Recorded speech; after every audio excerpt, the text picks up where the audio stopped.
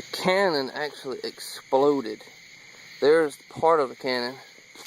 That's where it was sitting.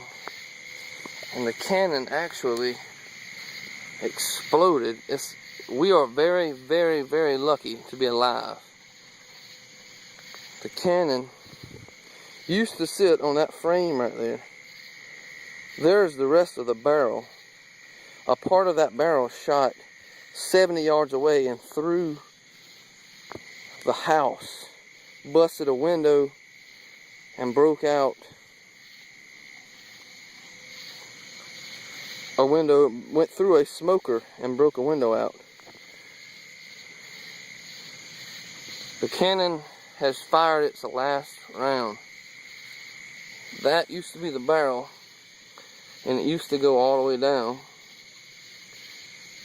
I guess we put too much powder in it or something. We are lucky to be alive. We were standing 5 feet behind this thing when it went off. How the good Lord was looking out for us tonight, no question.